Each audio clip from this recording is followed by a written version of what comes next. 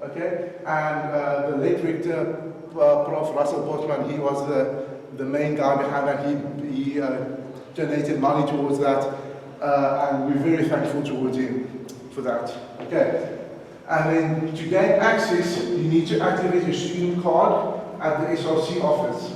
Okay, and then you just swipe yourself in, and you can pray there when prayer time comes. Okay, and like we said, that's what the mosque looks like, and then that's a prayer room inside. Okay, so advice for Halaal on Muslim prayer. As a Halaal, your duty is not to check if Muslim students perform prayer. So you're not going to be standing down then, did you pray your third prayer? Did you pray your fourth prayer? Okay, it's up to them, it's your personal choice. Even though it's compulsory for you, we have the freedom, we have free will, we have choice. So it is your personal choice as an individual whether you perform prayer or not. So it's not to ensure that they perform the prayer, but rather to ensure that they have a clean place to perform prayers upon request. So if you perhaps out for the day somewhere with a res, if there was somewhere clean to pray, or to consider salah times when arranging activities, interacting events, especially the Friday prayer. Okay, so if you're going to have rugby or scarple or something, just think about if it's going to be on a Friday, just please cater for the Friday prayer, which is from 1:40. They can even rock up there at 1:45 minutes between 1 and 1:45. Okay, so that would be very much appreciated if you guys took that into account when organizing interactive events, and then excuse them for a few minutes to allow them to perform prayer, and then inform them about the Muslim prayer room in the Nielsen. Because if you're on campus during lunch, everyone's in the Nielsen, you're going to get lunch unless you're on rest. And it's much easier to perform prayer there. The facility has been made available for this specific reason. So inform them about the prayer room in the Nielsen, and we'll see them there. Yes. Another question. Yes. If there's a prayer room in race, Yeah. used by all denominations, Yeah. religions, that's fine. Yeah. It's just be clean and. That's 100% fine. And the men and women, do they pray together? No, you can pray on your own. No, but do they pray normally if they go to the mosque? Yeah, we pray together. Like depending if you're there on time, then you pray together. But if you perhaps a few minutes late, then you pray on your own. But praying together, it's basically just you get more reward, basically. Okay. Oh, I already said. Okay, so fasting. In the sense of fasting, like I said, you abstain from food, drink, and base desires from the break of dawn until sunset, and Muslims fast every year for 1 month per year. So next year, Ramadan starts on the 6th of June and it spans all the way up until the 5th of July. So between that period, there'll be more food and rest because Muslims won't be eating during the day. Okay. So why? What's the point of fasting? Why do you fast? Okay, so it goes as such, fasting increases our consciousness of God and strengthens our self-discipline. Okay? If you are a smoker, it's much easier to give up smoking during the month of Ramadan because you're not allowed to smoke between break of dawn and sunset. So a lot of people that I know, they break the fast with a smoke because like they're just thinking about that all day. But like it's so much easier for you to smoke, to quit smoking during the month of Ramadan. Okay? And then another reason which is not mentioned here is basically fasting softens your heart towards the poor and the needy. Because you personally know what that guy on the side of the road is going through. You know the hunger pains he's got. You know he's thinking about food every day but he can't have it. Okay? So it softens your heart towards the poor and the needy. And then that's why they say you're more likely to help poor people, and it's good to help poor people during the month of Ramadan. Another interesting fact about the month of Ramadan is any good deed that you do during the month of Ramadan, the reward for that is multiplied. I think about 100 times. So yeah, that's one of the beauties of Ramadan. So in Ramadan, you should strive to do more good and less bad. Okay? And then students can break fast together in the prayer room, which is at night. And then MCA Stellenbosch annual mass break of fast. It's an event that we have. We invite all our members and we break our fast together. And at these events, we always invite non-Muslims as well to come and join us, come and see what's actually happening and increase this diversity, work on our diversity.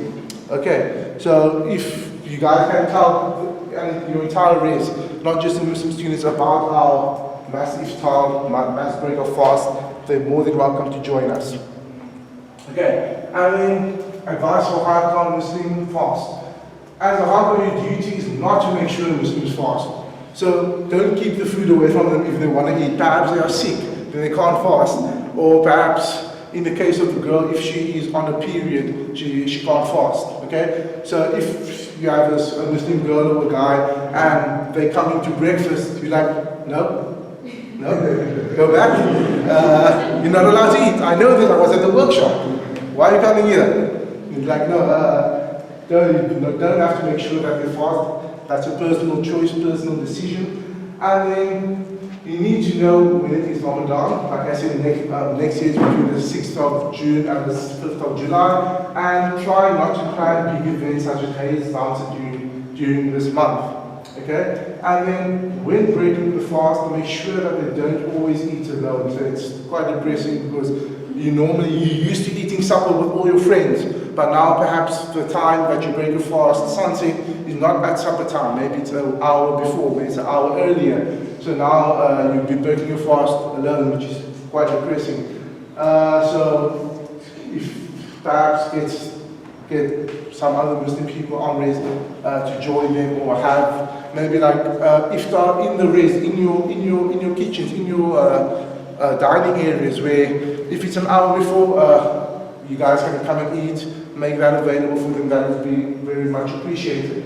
And then also inform them about the breaking of the fast in the Muslim prayer room. And then they can come there if they are alone. And then encourage students in race to attend fasting with Muslims, just to feel what it's like. So maybe one day, like, hey guys, how you guys feel about fasting today? No, we'll give you something nice tonight. We'll bright tonight. Okay, yes, fine. Okay, so just to make them feel what it's like and make the Muslims feel a bit more included. And yeah, basically that's all. And then wish him well for the month and for Eid. So we say Eid Mubarak. So it's basically a Muslim form of Merry Christmas. Okay, so we say Eid Mubarak, which basically means have a blissful Eid. Okay.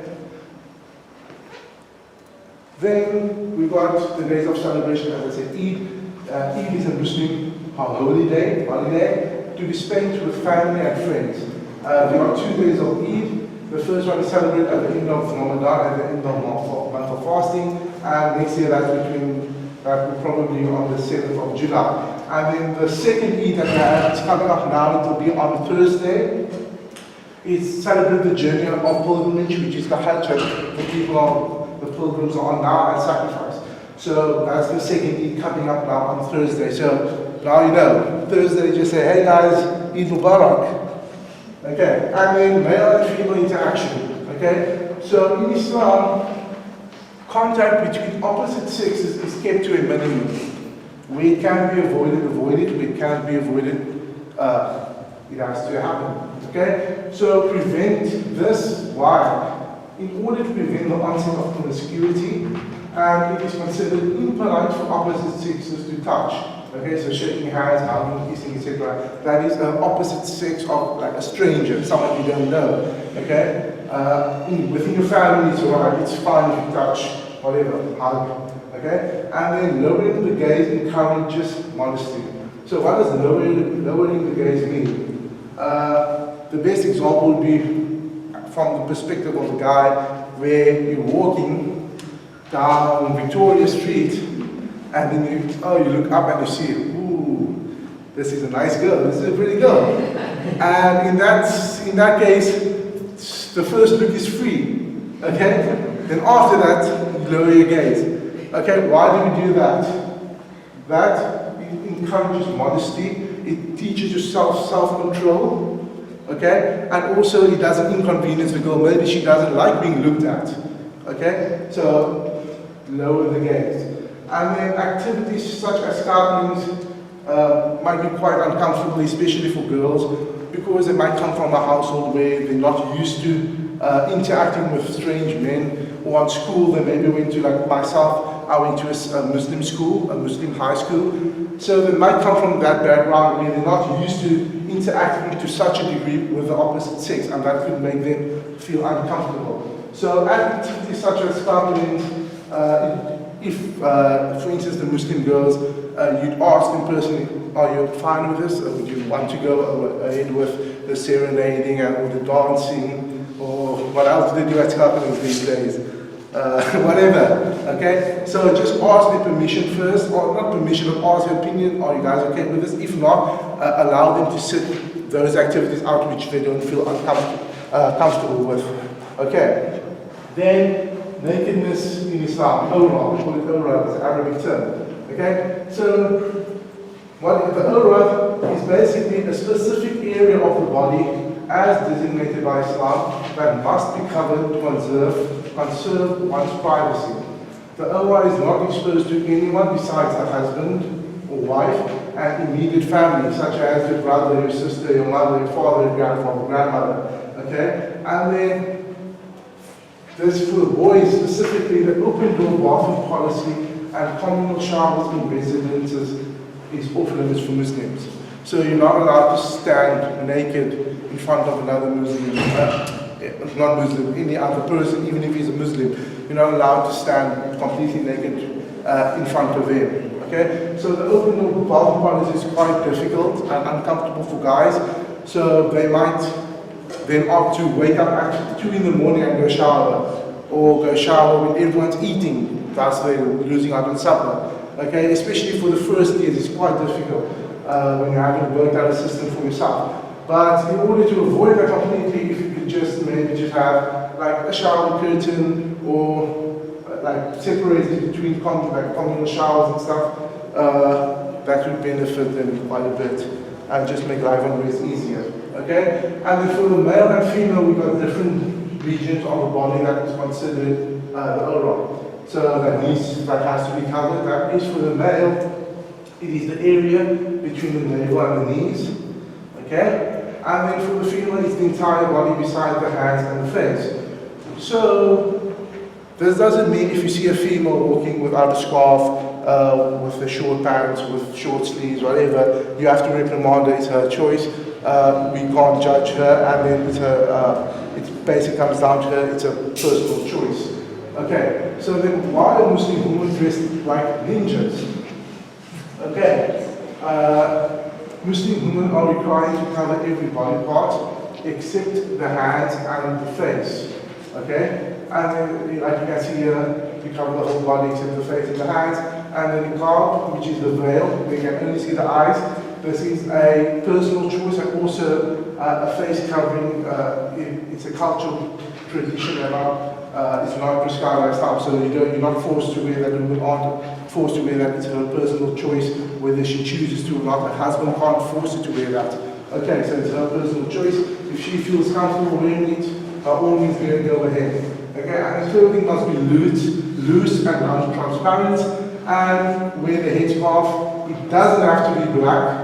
Okay, and it can be any color: pink, yellow, orange, green, blue, purple, any color, doesn't matter. And then maybe modern Western styles as well, so that you get different styles of hijab, which is the scarf, which, as you can see there, that's one style. Then you've got a different style here and a different style there, so you get different styles. Girls love style. Okay. As long as it is in accordance with the rules, of course. Okay, and for how advice for help on Muslim girls, we detail the hard ways not to make sure Muslim students wear hijab, which is the scarf, rather to ensure that they feel comfortable if they choose to wear it, and to consider Islamic dress code when planning events such as with costumes such as fences, sand and stuff, and I then allow them to deviate from the costume to include them. Okay, and we also allow them to opt out of circles with male residences, even if you're not comfortable, as I mentioned before, the contact, the interaction between the opposite sexes. And then we've got this workshop that we shall mention at the end as well, which is called Unveiling the Ninja. We'll talk about that at the end again. Okay. And then advice for our Muslim boys, your duty is not to make sure Muslim boys dress appropriately, rather, again the same, ensure that they feel comfortable if they choose to opt out of styles. Consider the Islamic dress code when planning an event with costumes, allow them to deviate from the costumes to include them. Do not force, okay, this one is important. Do not force them to do initiation activities that go against Islamic principles, such as binge drinking. Okay, as you all know, or if you do not know, Muslims aren't allowed to drink any alcohol. Okay, so binge drinking, big no. There has been an incident where a Muslim boy was forced to binge drink and he left the rest immediately afterwards. Okay, so please watch out for that. And then remaining in an unknown place for 24 hours without a place to pray or take ablution, and then running the naked mouth. Big no, no, no. Okay? So I think that's the end of part one. Your Muslim Martin.